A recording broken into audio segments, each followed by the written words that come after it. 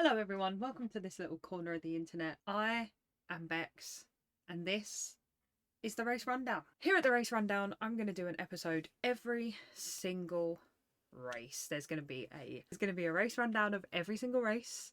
I'm going to be covering the summer break silly season. I'm going to be covering everything. There'll be occasional comedy episodes where I'll bring on my mates to talk about Formula One, which they don't really know a lot about, so that could be fun. I really want to do some sort of tech deep dives as well and just talk about the sport I love. Just talk about the sport I love so that I don't bore my friends and family to death. And I want to make a podcast for people that are like me, that just want to talk about Formula One, have a laugh, express their opinions, make friends, all that fun stuff. And we're going to cover everything. And I want to hear from you guys as well. As the podcast grows, I want you guys to leave me comments. I want you to interact with me. And I just want to hear from you guys. I want my community to be nice, supportive, welcoming. And I want it to be a place where people can learn more about Formula One, learn more about the sport. If you're interested and you want to know more about the sport from somebody who is not an expert, I am not an expert in Formula One by any means. I just have a passion for the sport. I enjoy watching it. I enjoy learning about the mechanics of the cars. I enjoy everything. And I just want to take a little bit of time to just share that love and that passion with like-minded people. So that's why the Race Rundown was born. This, yes, is called the Race Rundown, but at the moment there's no races going on. So we have pre-season rundown, and oh boy, have we been treated to a silly season so far. It has come early, and Drive to Survive Season 6 isn't even out yet. I think our first starting point in the silly season debacle should be the names of these Formula One teams. Now, okay, I love Formula One. I've said this. Off the bat, I'm going to be completely honest with you. I am a McLaren girly. I have supported McLaren since the Lewis Hamilton Jenson Button days. And I loved Daniel Ricciardo. I obviously love Lando Norris, who doesn't? Oscar Piastri, amazing driver. But this is where I draw the line. Stake Formula One team. Stake F1 Kick Sauber. Really? Really? Now, I don't know about you guys. I think the branding, great. Absolutely brilliant. Love the branding. Absolutely hate the name. Hate the name. Hate everything about it. I think it has kicked off silly season in the perfect way. I think it has shown once again to all the people that love the sport for all the right reasons that money is a massive factor. You've heard a lot of the drivers last season, especially at the Las Vegas race, saying that, Formula One is a business and they have to make money and things like that. But it has never been more evident than it has right now. Second example of that, Visa Cash App Red Bull Formula One team. Really? Again, hate the branding, hate the name. Absolutely hate everything about it. Toro Rosso Blue. Love that. Love that. Why couldn't we have just had Toro Rosso though? Why did we have to have Visa Cash App Red Bull? No. It's stupid. It's dumb. It's stupid. There's no need for it whatsoever. I'm just waiting for the commentary team to just mess that up. Like, oh, and the Visa Cash App's crashed. It's like, the app or the actual car? Just saying.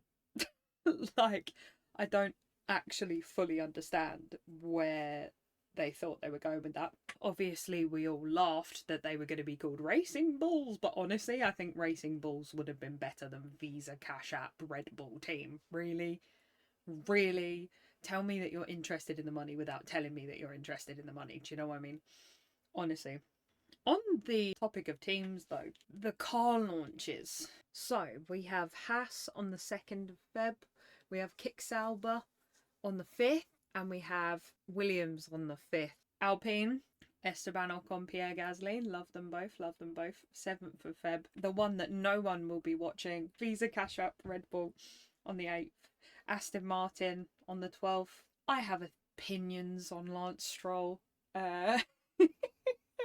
If you have come to this podcast as a Lance Stroll fan and are expecting me to sing his praises, I'm sorry, that is not going to happen. You know, if you want to click off from this first episode, I 110% respect that decision. I 110% respect that decision, and I will not stop you. Right off the bat, I'm going to be completely transparent. I am not a fan of Lance Stroll. I know he is very talented. A lot of people say that he is only in the car because his dad runs the team. I disagree. He is obviously there for a reason. He did very well in F2. Do I think that he is showing his full potential? Absolutely not. Am I a fan of him? Absolutely not. I think sticking him next to Vettel and Alonso was a terrible idea. I'm not sure if it was his dad's way of training him up or if it was his dad's way of publicly humiliating him. I'm not quite sure. Either way, it hasn't helped. Sorry, but it hasn't helped. Then on the 13th of February, we have the Scuderia Ferrari. I am expecting a very similar car for them this year. I feel like their car last year, if it wasn't for the strategies and the poor timing, I want to say, I feel like they would have had a lot of potential. I'm expecting a very similar vibe from them this year. Hopefully I'm wrong and hopefully they'll do very well. But, you know, I'm not expecting much. I'm really not. I would love to see Carlos step up his game this season. I'm a big Carlos fan. Shock, because she loves Lando Norris. I know. No, I genuinely love Carlos as just a driver, not just the Carlando stands out there. Like, Carlos as a driver, he has so much potential, and I don't feel like he's fully unlocked that yet. And I feel like the second he does that, he can give Charles a run for his money. So I'm here for that. I'm excited to see that. And then we have on the 14th, Mercedes and McLaren on the same day. Obviously, we know which one I'm going to be watching. But at the same time, I'm also interested in the Mercedes because I feel like they were coming on to something at the end of last season. I feel like their car was slowly but surely improving. They were not starting to look like the old Mercedes again, because I don't think that Lewis's confidence is at that point. Again, I am not a big Lewis fan. I'm not a big Lewis fan. I respect him for what he's done for the sport. I respect him for his talent. He's not my favourite driver. I think it's because from a racing perspective, I just got a little bit bored with him winning all the time, which is another reason why I don't like Max. Well, I say I don't like Max. I think he just has a little bit of an ego that needs bringing down, and I feel like Lewis at one stage in his career very early on was at that stage too, and I know that will probably come with time, but it was one of those that I think Max has a long way to go. He has a long way to go. I think he has a very long career ahead of him. I want to see, as much as I'm not a Lewis fan, I want to see him win his 8th world title. I think he's got it in him for sure. George, I love George when he was at Williams.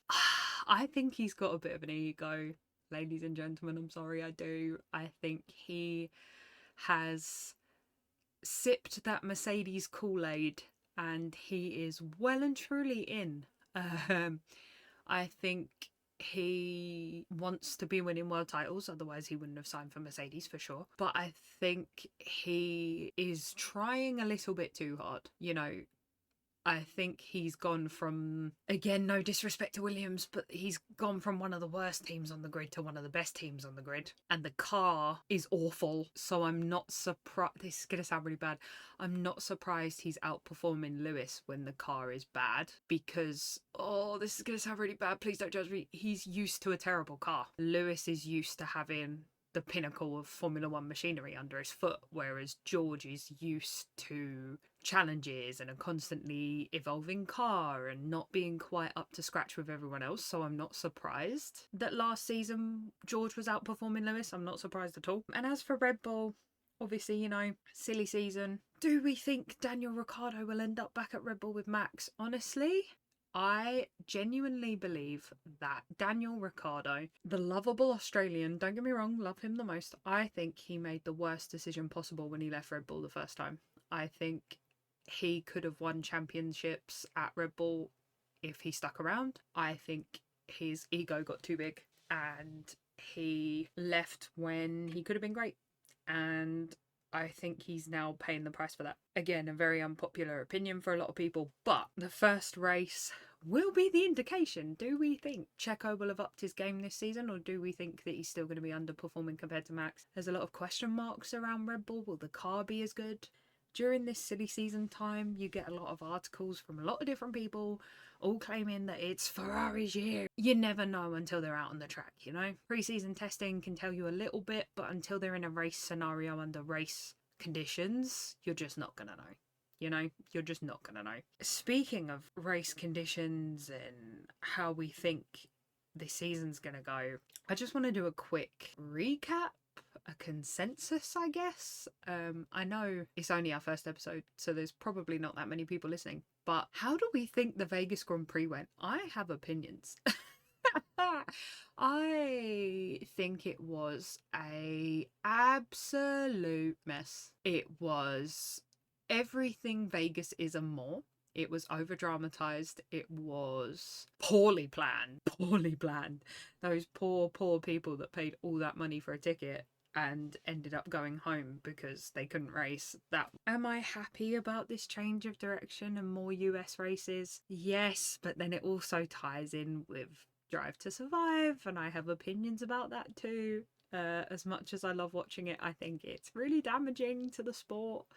It's great for making it popular and bringing people to the sport, but do I think it's great for its reputation? No. Do I think it takes away from the actual sport element of it?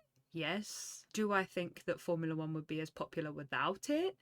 No. Obviously, Formula One is a business, it's a branding exercise, and from my background in marketing, I know that you do your very best and get as many eyes on that as possible. And I think that Drive to Survive was a very clever business decision from Formula One. Do I agree with it? No. Will I still watch it? Yes, that's the annoying part. I will, on February 23rd, still be watching season 6 of Drive to Survive, and I have watched every other season, and it hasn't been great.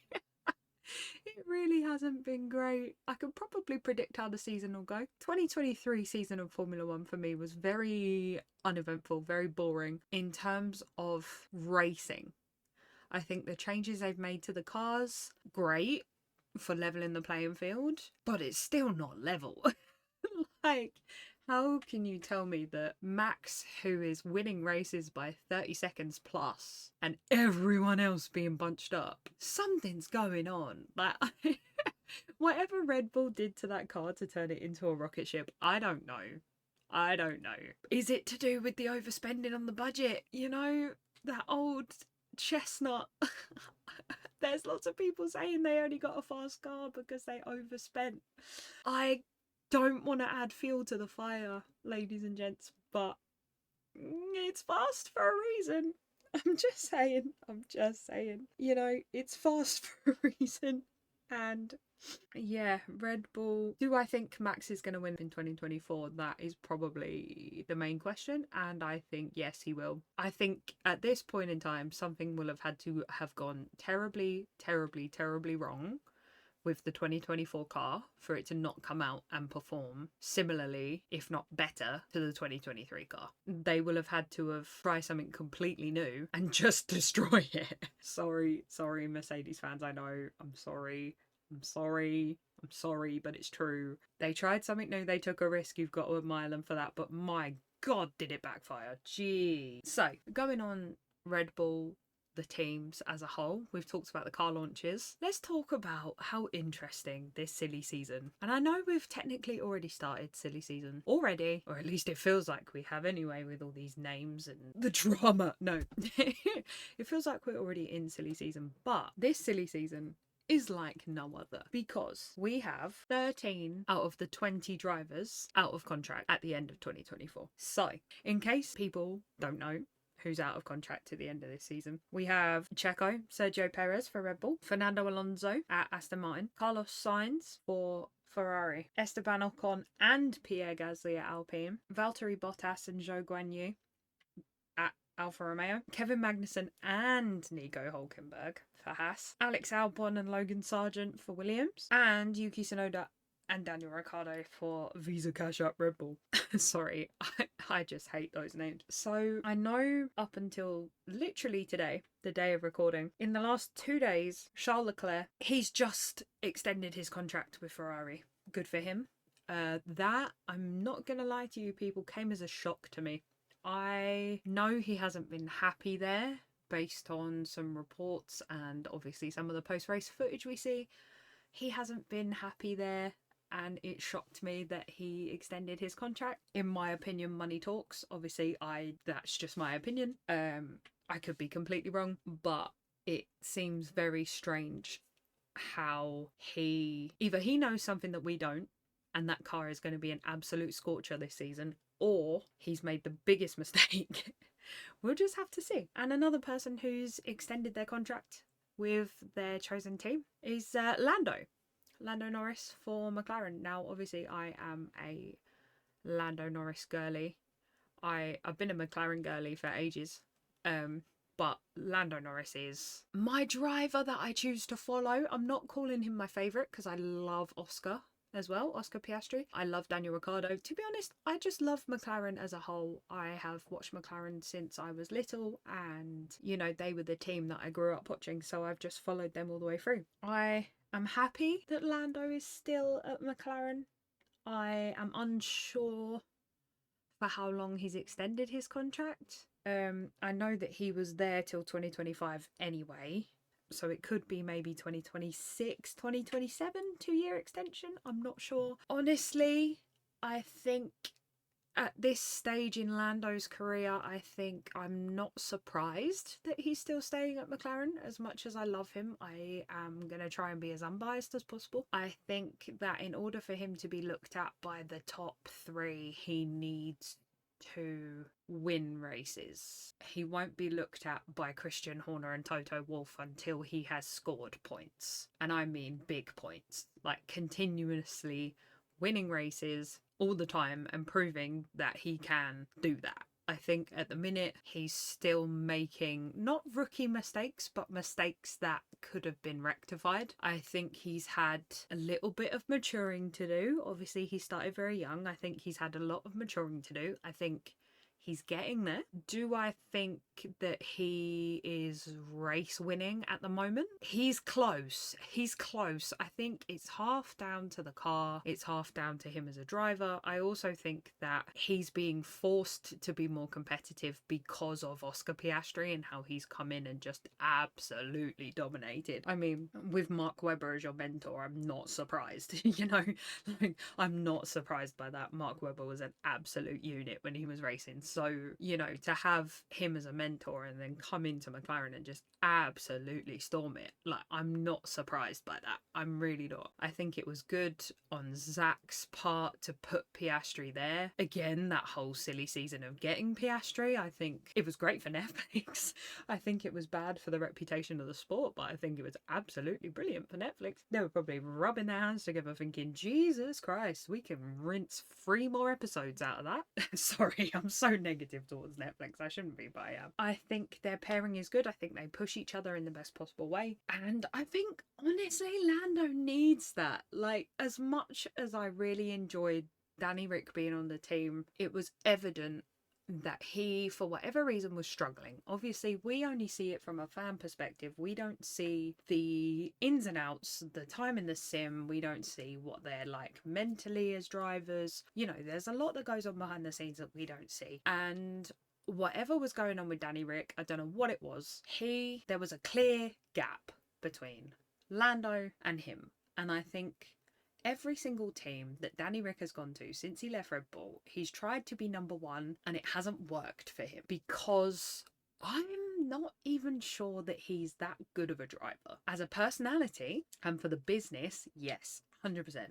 Likeable, funny, great on television, great on Netflix, but there's a reason that they put him at AlphaTauri instead of back in that Red Bull seat. And they've just turned to him and said, look, I imagine behind the scenes, they've turned to him and gone, look, prove yourself and we'll put you back in that seat. But will he do that? I don't know. You know, he came to McLaren on the premise that he was going to be number one driver, and he was just not it. Lando just wiped the floor with him. And he can't blame the car. Yeah, Lando had more time in the car. Obviously, you know, his rookie season was with McLaren. Like, he's grown up in that car. He's grown up around that garage. He's grown up around how the car works and things like that. But Danny Rick, if he's that good of a driver, I'm sorry, I'm going to say it. If he was that good of a driver, he could get in any car and win races. It's called Formula One, people. It's meant to be one formula for every single car. So therefore, if they're that good of a driver, win races. Win races in whatever team you're at, you know?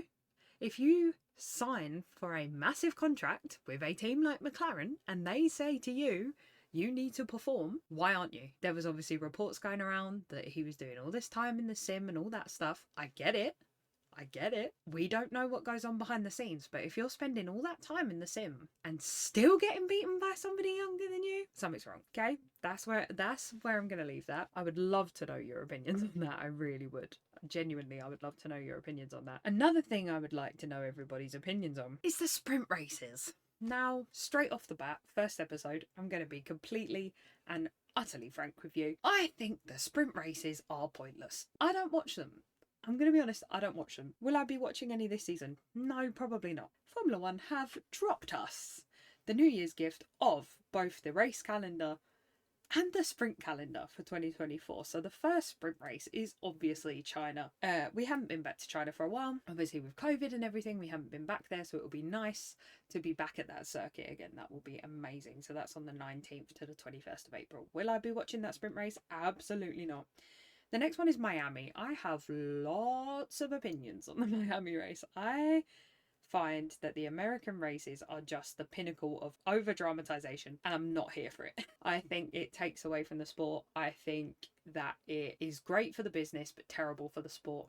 I'm going to be saying that a lot. The sport as a whole doesn't need celebrities. I get the idea of building the brand. I get the idea of having drivers have their own brands too, so that they have something when they're not driving anymore. I get that. But people like will.i.am love him, love the Black OPs. What do they know about Formula One? Realistically.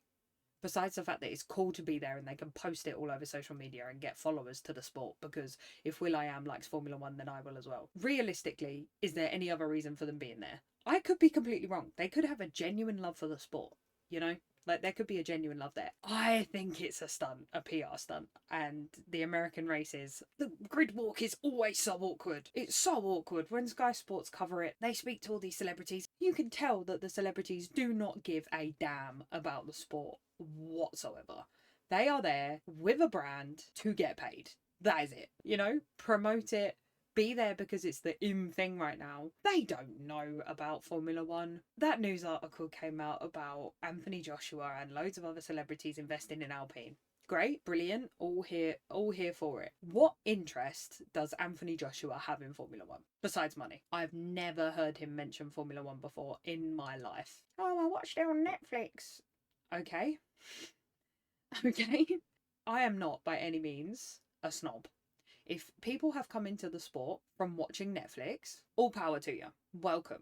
Welcome to this corner of the internet that is full of people, I'm going to say it, fighting over their favourite driver. People absolutely obsessing over 20 cars going around a track every Sunday. And that is what it is. And it's great. And I love Formula One for that. I love it. But there's a difference between the business and the sport. 110%. Anyway, enough of my rant about the American races. Austria is another sprint race in June 28th to 30th. I love Austria. It's one of my favourite tracks on the calendar. Not a lot of people say that, but I like it a lot. Austin is the next one, 18th to the 20th of October, followed by Brazil in November and Qatar in December. I think that's a nice combination of beginning of the season, end of the season. I think I'm happy with that number of sprint races because then it's great for people like me that don't particularly like the sprint races.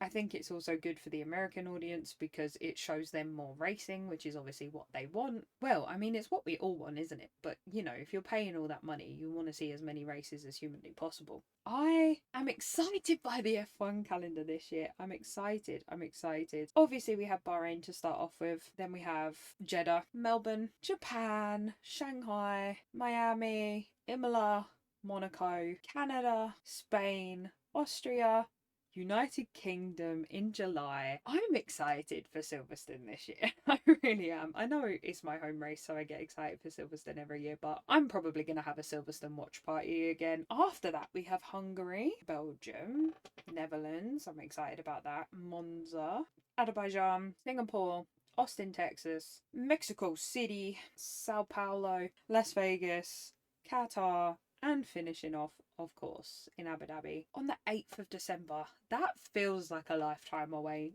but I know that that's going to come round very quickly. I feel like before you know it, we're going to blink and it's going to be end of the Formula One season already, and we haven't even started yet. And that is why I absolutely love and hate Formula One, because it's never long enough. You always get the post-season blues, you know, from Christmas till February, March time, when nobody's racing around the tracks and there's no news and there's no this and there's no that, and you're just sat there twiddling your thumbs. And as we've seen on a lot of Formula One accounts, making Formula One trucks on Minecraft, I too am a gamer. I can appreciate that. So, in a weird way, I'm kind of happy we've had this pre-season silliness to kick us off. I think it's in a weird way given us that excitement, you know, the announcement of Madrid for 2026 as well. That would be super, super, super good. I really love the fact that they're trying to put in some new tracks. I would prefer to see new tracks. I think it's time to put some of these newer tracks on the map. I think that I understand it, but I think it's time to make room for other locations. That again is a very unpopular opinion. I may even do a segment on unpopular Formula One opinions, so let me know about that. And I think I want to finish this off with my pre-season predictions. I think we should start off with, who do I think is going to win the championship as a whole? I think based off of the data that we have post-season, it's going to have to be Max, isn't it? If I was a betting person, I would say Max. Would I like it to be somebody else? Would I love to see a comeback from Lewis Hamilton? For sure. I would love to see a comeback from LH. Do I think it's impossible? No, it depends on the car. It depends on the car. That's such a cop-out answer. It depends on the car, but it does. It depends on the car. I think Lewis has got a lot of fight, and I think if the car's right, he could take it to Max and we could see a repeat of 2021.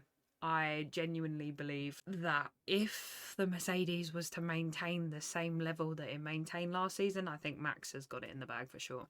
Who do I think will win the Constructors? Probably Red Bull as well. Obviously, if they're winning races by 30 seconds each time, then it's not surprising with the number of points they're going to be racking up. I would like to see McLaren in the top 4, at least points wise. At least I think it will more than likely end up being Red Bull, Ferrari, Mercedes, McLaren in the top 4. Ferrari and Mercedes, I think, are very fine margins. I would like to see Mercedes take it to Red Bull for sure. Obviously, being a McLaren girly, I would love to see McLaren absolutely take it to Red Bull for sure. I would love that. Again, I don't think it's impossible, but I think it's a stretch. I could be wrong. It's pre-season predictions. I could be completely wrong. They could come out for the first race of the season and absolutely dominate. We just don't know. That's half the fun of the sport. Until we see what the cars look like in February, we're not going to know. Yes, we can see it on a stage and, oh, isn't it nice? And the livery's nice and blah, blah. We don't know how that car performs until it's out on the track in racing conditions. So that's half the fun. So yes, that's my prediction of the top 4. Who do I think will be in the top 4 for drivers? Max, Checo, Lewis, Charles. I think that's what I'm settling on, and maybe George. I would like to see Lando up there too, but as much as I love Lando, I'm not going to sit here and say that McLaren are the best team in the world, because they've still got a long way to go, you know? Our heyday hasn't passed. I think it's still there. It's just going to take a little bit more. I would really like to hear your guys' preseason predictions too. If you could, I don't know, leave a comment on the socials, leave a comment underneath this video. I genuinely want to hear what you guys have to say. Our little corner of the internet. Who knows? Somebody might even predict the whole championship. Who's going to win? How many times do we think cars are going to blow up? You know, somebody could just predict the whole thing. I've been Becks. This has been the first episode of the Race Rundown, my little Formula One podcast where I just want to share my thoughts, opinions, and love for the sport with like-minded people. And I'll see you next time.